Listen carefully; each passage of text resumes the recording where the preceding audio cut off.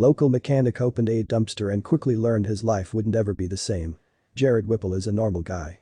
He works as a mechanic out in Connecticut and he keeps himself busy by collecting vintage stuff whenever he can. It's a simple life, but all that was upended with a simple call. One day, back in 2017, Jared was alerted to a dumpster that contained a bunch of interesting stuff. In a move that would change his life forever, he went to take a look. The date was September 22, 2017. The phone call Jared answered had been made by a pal who was working at a barn over in a place called Watertown. This friend was being employed to clear this barn, which hadn't even been stepped inside for a very long time. There was some curious stuff there, and he thought Jared might be interested in it. This guy's instincts were correct. Jared loves collecting things, particularly components used in cars or motorcycles. And he was definitely excited to go take a look at whatever was hidden away in this old barn. So the following day he set out alongside his pal George Martin and George's kid Logan. When the group got to the barn, they instantly knew they'd stepped into an extraordinary situation. They were shown to the dumpsters and took a look at what was inside. Sure enough, they were flabbergasted at what they observed. Jared himself later described the scene as gut-wrenching and very upsetting. Jared had suddenly been pulled into a strange situation. He knew the items inside this dumpster were important, so he retrieved them, brought them home, and got stuck into some intense research. This would take him on a wild journey, one that meant his life would never quite be the same again. Before this fateful moment, life had played out in a pretty regular way for Jared. He grew up in Connecticut, finished high school, and pursued his interest in messing around with automobiles. He worked in a number of different car shops over the years and later set up his own auto firm. For more than half a decade, Jared oversaw this operation. But by 2007 it was time for a change. He noticed a newspaper advertisement for a part-time maintenance job at St. Anne's, a church in his local area. He liked the look of the role and put in an application. And before long, he learned that he'd got the job. St. Anne's wasn't the simplest place to look after, though, owing to its two enormous spires. Shooting 170 feet into the air and composed of granite and red brick, these things were true landmarks of the community.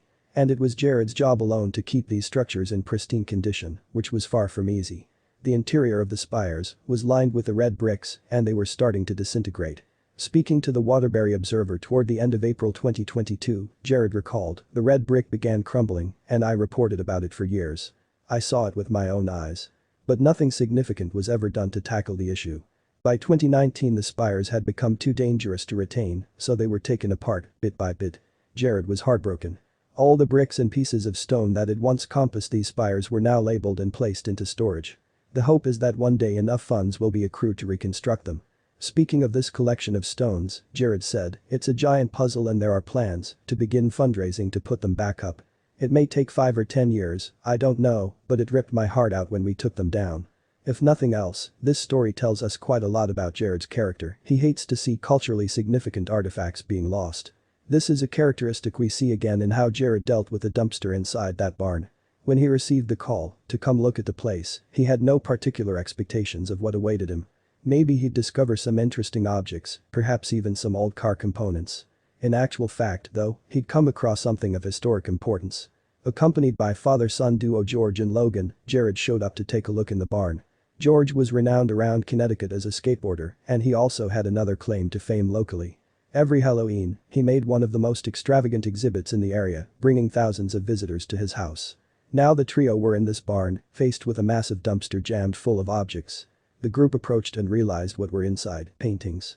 An insane number of artworks were in here, which was actually kind of unsettling. As Jared later wrote online, "It was gut-wrenching and very upsetting for us to get to see what looked like a lifetime of somebody's artwork being thrown into dumpsters and heading for the landfill." Both Jared and George quickly realized that they couldn't allow these artworks to be thrown away. Their first thought was that George could use the paintings as part of his famous Halloween displays. The holiday was coming up in a few weeks, after all, and he still hadn't figured out a plan for the event yet. Before they could figure out what to do with the artworks, though, the group had to first get them from the dumpster. And this wasn't as easy as it might sound. There were so many pieces, for one thing, and they were all covered with plastic that, in turn, was coated in grime. The group realized that it'd be easier to remove the plastic, as Jared explained online. "We decided to unwrap the artwork to get a better look here out. Once we opened them in better light, we not only noticed the good shape they were in, but more important, the quality of the work. I started seeing some that really grabbed my attention and made me step back to take a better look. It was something that fine art had never done to me before. Being a mechanic my whole life, I was able to pick out many hidden car parts and noticed a biomechanical theme going on with some of the artwork, Jared continued. Neither George nor I had ever seen anything remotely similar in style for that matter. We started to really appreciate what was surrounding us. It was in that moment we wanted to know just who this artist was and his story. Jared and George also noticed a signature appearing on the works. It read, F. Hines.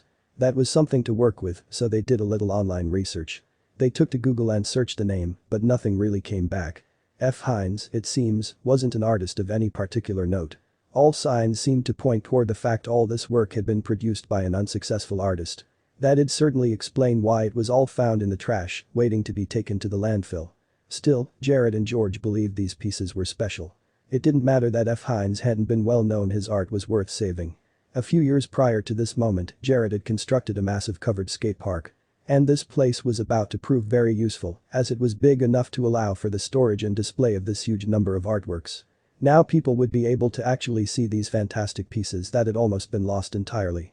When Jared and his companions sorted through all the works and started bringing them out of the barn, they encountered one that gave them something to work with in their quest to find its creator. This piece was fully signed. Francis Hines. So they had an actual name to search for on the internet. The results were more promising this time around. The first image that came up was the Washington Square Arch in New York, completely wrapped in 8,000 yards of polyester fabric by the artist Francis Hines, Jared explained online. It was the same type of fabric that most of the paintings had stretched around them and in which every sculpture was wrapped. There were also tons of fabric rolls still in the barn. The group had been right to save these artworks. F. Hines really was an artist of some note. As Jared reflected, not only was this artist a someone, but he was even more well known in the New York art world than we could ever have imagined. At least that's what we thought. Little did I know how the art world really works, but I was going to find out very soon. Over the course of several days, Jared and George worked to transport the artworks away from the barn. When they weren't doing that, though, they were looking for more information on Francis Hines' past. And they quickly realized that his work was far too special to become part of a Halloween display. Jared set about trying to organize this chaotic set of artworks, which was no easy task. He enlisted the help of his uncle, and together they removed the plastic from each painting before hanging them up.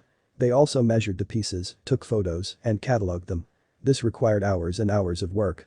Jared also had to maintain the building where all these artworks were being stored. After all, he couldn't have any water leaking through the roof or anything else that might damage the pieces. This meant even more work, which was already so much to deal with in tandem with having a full-time job. All this work meant Jared had very little time for more research, but eventually the majority of the hard graft was completed. This meant he could start investigating Francis Hines once again, which involved months of tracking down people who'd known him. Eventually, Jared pieced together the story of this great artist who, for some reason, had been largely forgotten.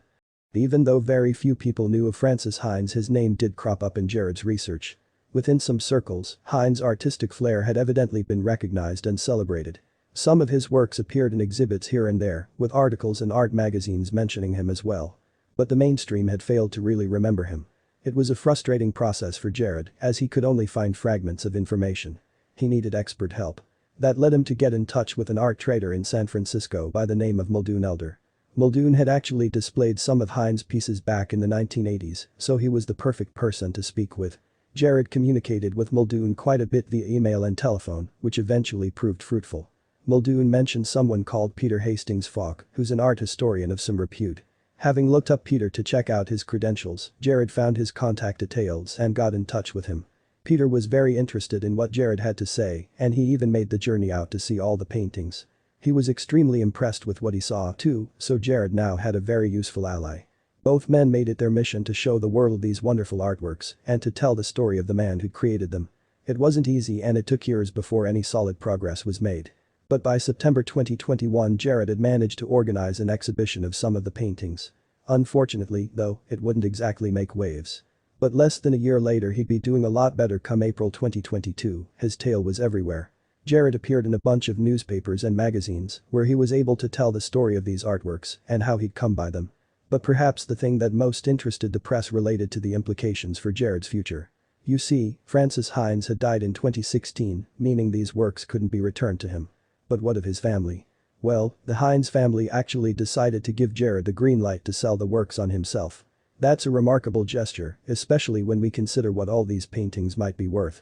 All in all, we're talking millions of dollars. It seems Jared, mainly through sheer luck, has hit the jackpot.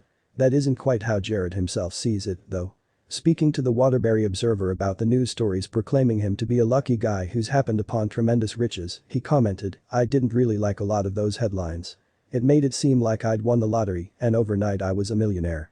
There is a lot more to the story. This is going to take years to clean and restore and sell these pieces. Maybe I can sell 1 or 2 pieces a year and make a salary from the collection," Jared explained. "Maybe I have a career change, I'm not sure, but I don't ever plan on leaving St. Anne's Church. It's too important to me and there is so much work to do." So, despite everything, Jared has no plans to leave his beloved St. Anne's. In fact, it seems the millions he stands to eventually make from this haul aren't even his priority. Jared claims to be doing all this mainly so that Francis Hines will get the recognition he deserves. A noble pursuit, if his statements are to be believed. Regardless, there's no doubt Jared's life has changed forever because of all this. He mightn't stand to make millions overnight, but the individual pieces should sell at no less than $12,000 each. That isn't an insignificant number, especially when we consider just how many paintings were recovered in total. Jared's definitely going to do alright out of this unlikely situation.